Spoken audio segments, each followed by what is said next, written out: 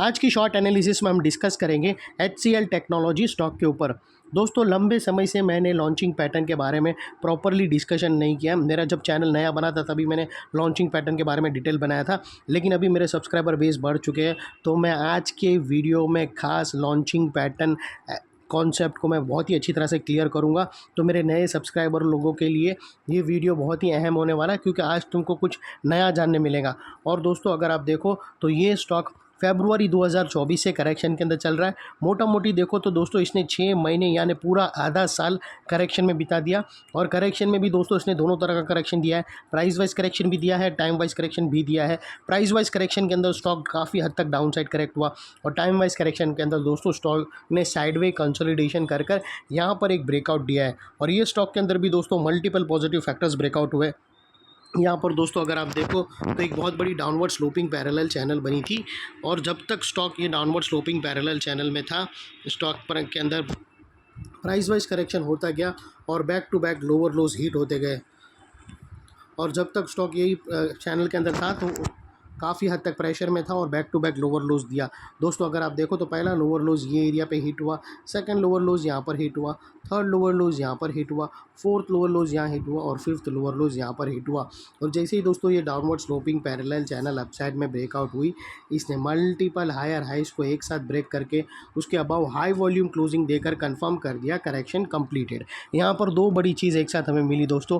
पहले तो इसने डाउनवर्ड स्लोपिंग पैरेलल चैनल को अपसाइड में ब्रेक किया, जिसकी वजह से जो डाउन साइड गिरावट आ रही थी पिछले 6 महीने से, वो अल्टीमेटली रुक गई। और सेकेंडली, इसके अंदर जो continue back to back lower lows hit होने की जो चेन बनी हुई थी, वो तोड़कर उसके अगेंस्ट में आई एम सॉरी उसके अगेंस्ट में स्टॉक ने first time higher highs register किया, जो हमें कंफर्म करता है कि स्टॉक के अंदर करेक्शन कंप्लीटेड। यहाँ पर बॉटम लग गई है, ट्रेंड इसका करेक्शन से अपसाइड मूव के लिए रेडी हो चुका है।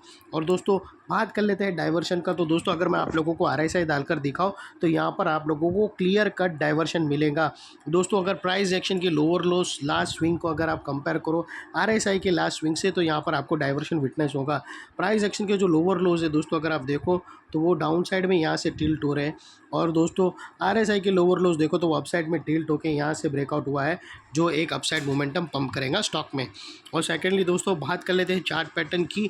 तो दोस्तों, यहाँ पर जो चीज़ है मैं आप लोगों को समझाना चाहता हूँ कि दोस्तों लॉन्चिंग पैटर्न कुछ ऐसी पैटर्न होती है कि जब भी कोई भी बड़ी चार्ट पैटर्न बन रही है और साथों साथ उसके अंदर कोई छोटी पैटर्न भी डेवलप्ड हो रही है, तो समझ लेना वो जो छोटी पैटर्न है, और वो छोटी पैटर्न भी बनती है तो नेकलाइन के आसपास बननी चाहिए।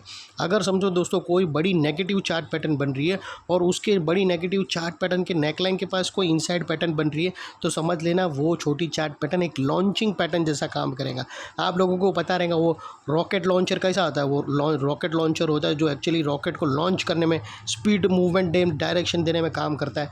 वही सेम चीज़ ये लॉन्चिंग पैटर्न का काम होता है। वो नेकलाइन के पास एक छोटी पैटर्न तैयार करता है, और जैसे ही वो छोटी पैटर्न की नेकलाइन ब्रेक होती है तो एक मोमेंटम स्पॉट होता है, एक अपसाइड मूव आता है। और वो स्पीड अपसाइड मूवमेंट दोस्तों धड़ल्ले से बड़ी चार्ट पैटर्न की नेकलाइन ब्रेक करती है, और जैसे ही बड़ी चार्ट पैटर्न की नेकलाइन होती है तो और भी शॉर्ट कवरिंग आती है और स्टॉक और भी स्पीड में अपसाइड मोमेंटम पकड़ता है।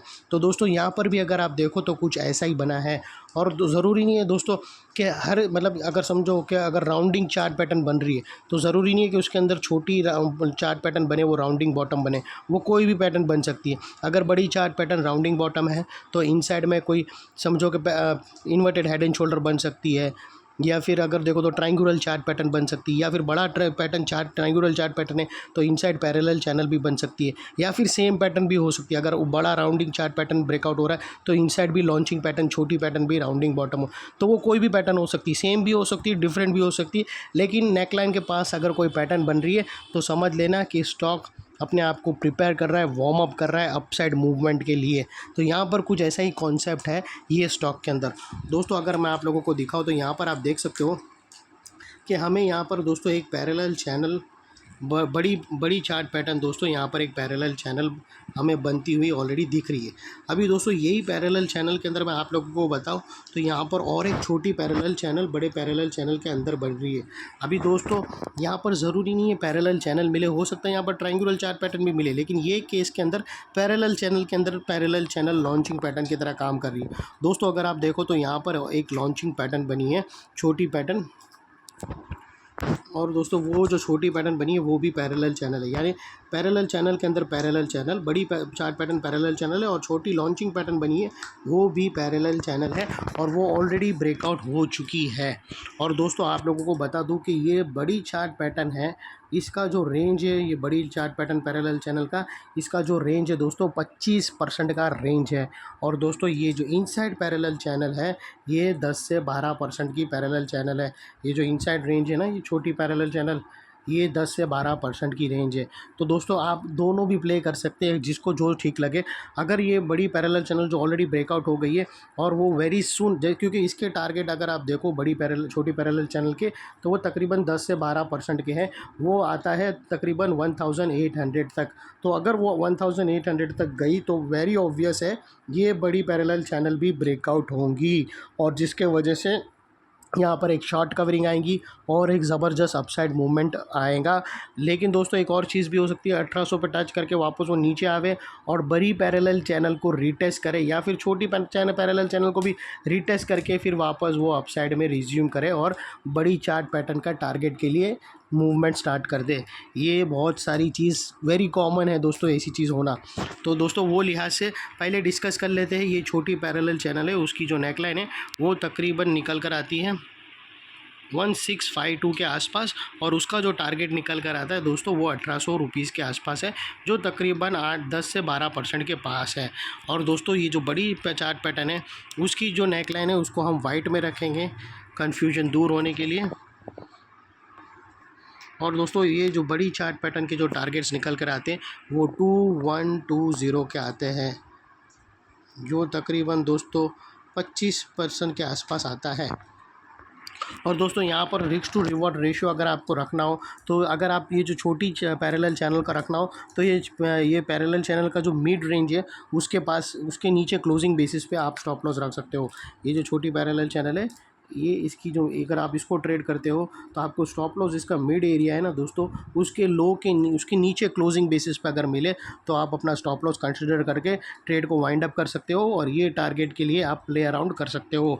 और सेकेंडली अगर बड़ी चार्ट पैटर्न प्ले करते हो तो दोस्तों यहाँ पर एक लोअर स्विंग है वो रखो तो वेल एंड गुड रहेगा, और वो लोअर स्विंग यहाँ पर बनता है। तो यहाँ पे दोस्तों अब वो सीधा अभी नहीं, ब्रेकआउट होने के बाद 1705 यानी 1705 के ऊपर क्लोजिंग मिलेगा, उसके बाद तुम बड़ी चार्ट पैटर्न के लिए उतरोगे। छोटी चार्ट पैटर्न तो ऑलरेडी ब्रेकआउट हो चुकी है, लेकिन अगर आप बड़ा लंबे टाइम तक लंबे प्लेयर बनना चाहते हो, ज़्यादा पैसा कमाना चाहते हो, तो आपको उसके लिए 1705 का ब्रेकआउट होने के बाद रुकना पड़ेगा। और स्टॉप लॉस जैसा बताया, एक लोअर स्विंग आया है उसके नीचे क्लोजिंग बेसिस पे तुमको स्टॉप लॉस रखना पड़ेगा।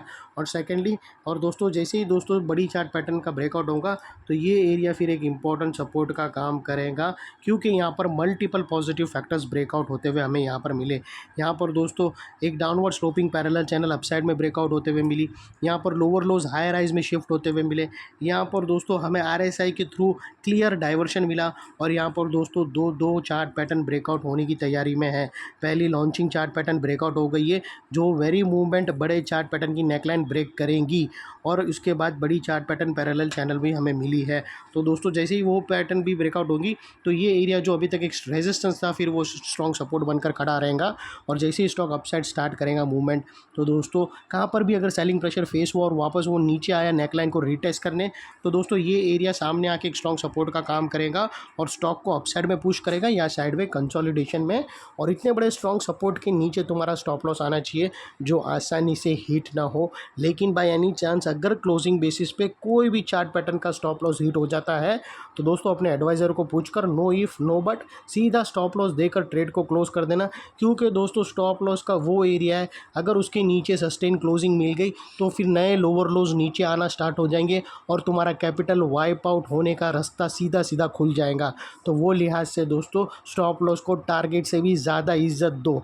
और ये आज के एनालिसिस में अगर आपको कुछ नया जानने मिले तो प्लीज़ चैनल को लाइक शेयर सब्सक्राइब ज़रूर करना फ्रेंड्स। Thank you.